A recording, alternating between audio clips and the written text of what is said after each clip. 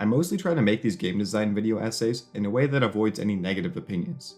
What that means for me is that usually nobody gets mad, but the downside is that people don't get the full story of my honest opinion.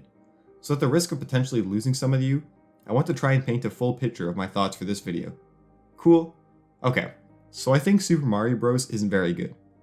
This is a game that changed the landscape for video games as a whole, and it's definitely one of the most important video games of all time. However, I don't think it's very good. By today's standards. Is it unfair to judge the game in such a way? Maybe, but I felt it was important to bring up as we dive into the deep end of video games meeting expectations for 2021.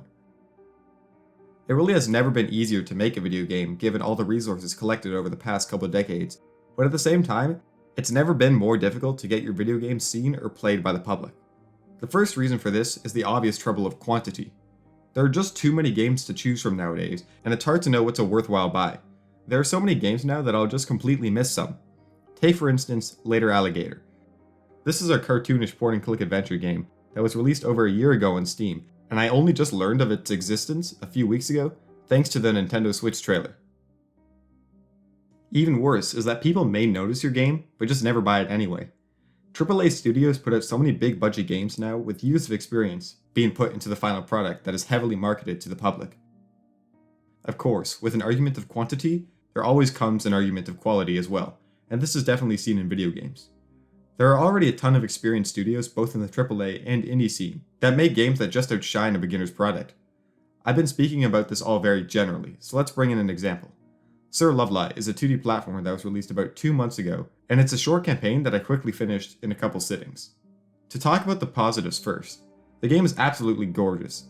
The graphics aren't necessarily unique, but they are very colorful and stylish. What I especially loved were the animations, like the way the enemies kind of melt when you shoot them, or the way the icons slide in as you finish a level. Focusing on visuals is a great way to get your game to stand out from the crowd, but Sir Lovelot is a little weaker in the gameplay department.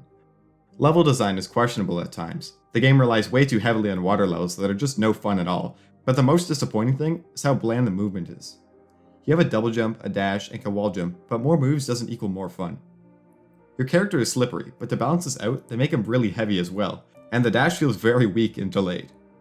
Celeste essentially defined the need for interesting environmental mechanics to synergize with your abilities. Celeste understands the leniency on movement required for a challenging platformer, and is able to make its latter levels incredibly tough because of this. On the opposite end, you have Super Meat Boy, which fully leans into its slippery speed with shorter, more tightly designed levels. Even Super Mario Bros., which I was talking bad about at the start of this video, understood the importance of momentum. It feels like Sir Lovelot isn't fully committing to an interesting mechanic and the quality suffers because of it. I feel bad for saying this though, because the game honestly wasn't terrible, but that just isn't enough to compete in 2021. Let's take a break now to speak more generally again. Meeting expectations doesn't just mean making a quality title, but developers also have to appeal to what gamers want. Doing so isn't always good for your soul, but anyways, let's look at some examples. The Last of Us 2 was widely seen as a dumpster fire among fans because it tried to do something new with the story. I don't really want to speak on that hot topic that much though, so let me give another example. IGN named Hades their Game of the Year for 2020, and most people in the comments had no idea what the game even was. I think we can all agree that Hades is the most influential game to release in the roguelike genre since Dead Cells, and it takes leaps in reinventing how stories can be told in video games. Yet the masses have never heard of it. I'm not shaming anyone for liking run-of-the-mill AAA products, but it sucks that indie games are at an immediate disadvantage. People will keep buying EA games despite their countless failures, but the Sir Lovelot devs don't get another chance so easily. People want to see the same things they've already been playing, which is why Call of Duty Cold War is the best-selling game of 2020. It's why the movie industry keeps seeing reboots and sequels of old stuff. That's a good segue into a game I can shine a spotlight on next. Ghosts and Goblins Resurrection. This is a game that also just released this year, and it's a revival of a classic series that started back on the NES. The series is known for its difficulty, meaning the reviews have been pretty mixed across the board.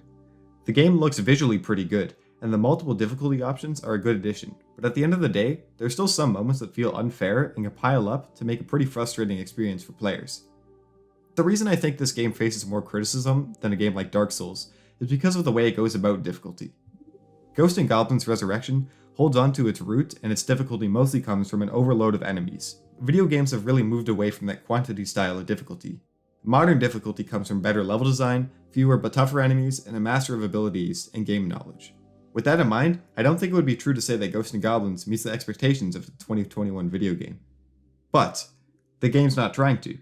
The trailers have been very clear about its goal of modernizing the series in visuals and accessibility, but it really wouldn't be Ghosts and Goblins without that kind of gameplay. I think the game does in fact succeed in its goal of reviving the series, and it seems a lot of people are interested in what the game has to offer. So then, I guess Ghosts and Goblins Resurrection is meeting 2021 expectations after all. I guess it's all a little messy as to what people want, but maybe the takeaway is to try and read what people respond to positively. Except of course not really, because games take years to make, and by the time a developer finishes a product, public interest could be in a different place entirely. So what have we learned? Well, we learned that anyone can make a game, but it's tough to get your game out to the people.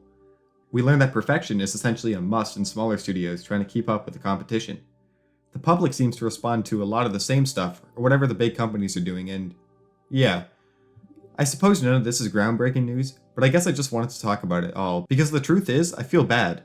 I feel bad that good games are swallowed up by a sea of other mediocre titles, and I feel bad that small developers have to work extra hard to gain the public's attention. So I guess maybe the point of this video is to take a risk and try something new, even though that was already the point of this other video here. It doesn't matter. Have a good day, all.